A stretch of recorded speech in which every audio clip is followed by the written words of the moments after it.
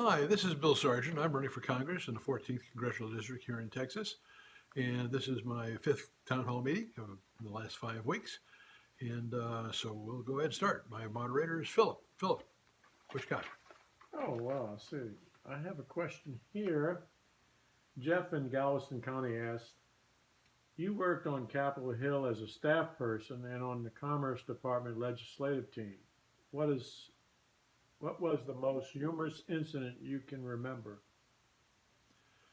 Well, I remember a time when I was before the Science and Astronautics Committee was what it was called back then. And I was attending a hearing there. And there was a Republican congressman from California who asked a question of the witness. And then his staffer came and started talking to him over his shoulder. So he was like this, talking to the staffer, and the conversation went on for a while. And while it was happening, the witness, seeing that the congressman wasn't paying any attention to what he was going to say, just sat there and didn't say anything. And then, and then when the conversation between the congressman and his staffer stopped, the congressman turned around and said, "That's the most succinct answer we've had all day. No more questions, Mr. Chairman." And the whole place cracked up because the witness hadn't said anything. So the chairman then said to the witness, "Would the witness care to answer the question?" So I guess I would say that was the most humorous one that I can remember at this point. But let me tell you another thing, and this is not humorous, but gives you an idea of the kind of congressman I want to be.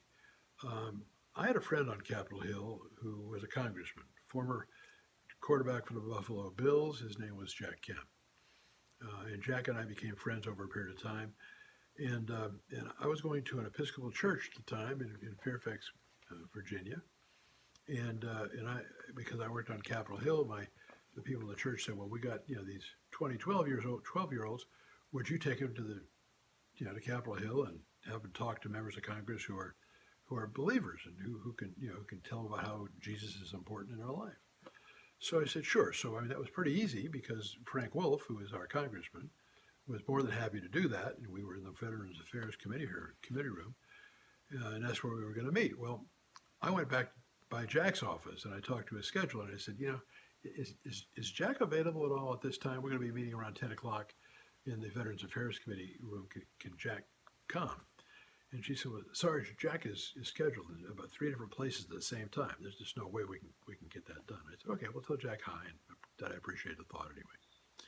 So the day of the meeting comes, and Frank's there talking to these kids. At about 10:15 or so, in walks Jack Kemp.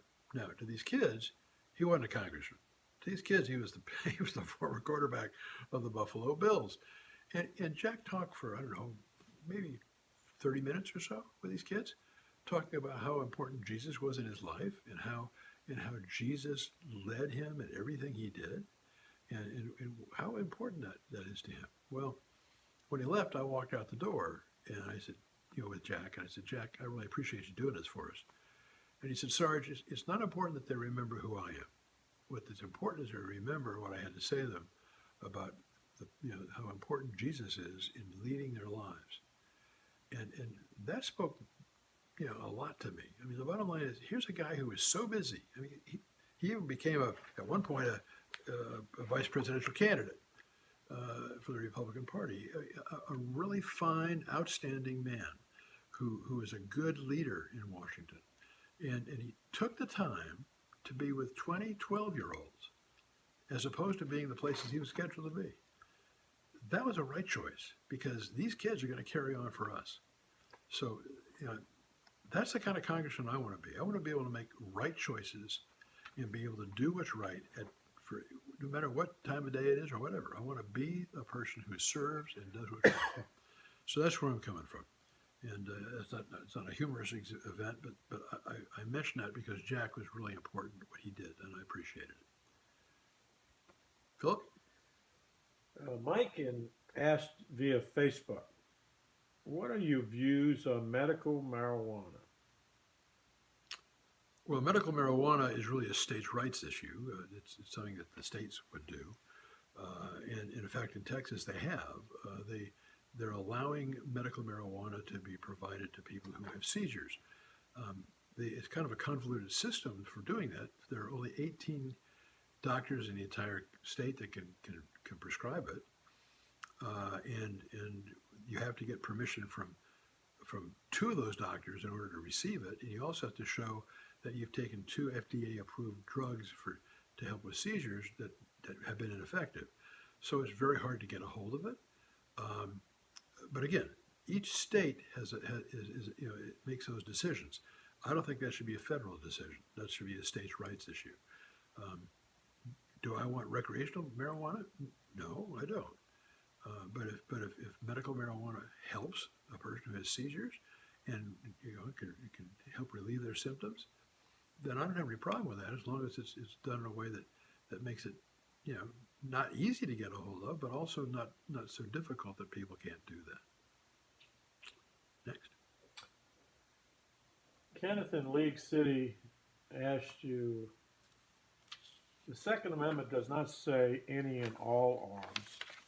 Give me a good reason why anyone outside the military or constabulary, constabulary, I think constabulary. I think constabulary sounds should be able to carry an assault rifle. Okay.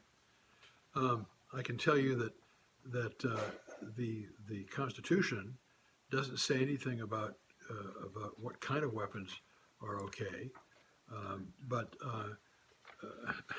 I mean it doesn't say you have a right to carry a pistol or a long gun or whatever. So it doesn't say that you have the right to carry any weapon, but also doesn't say you have the right to carry only specific ones. So I mean the right to bear arms goes across the board, I would think. Now the problem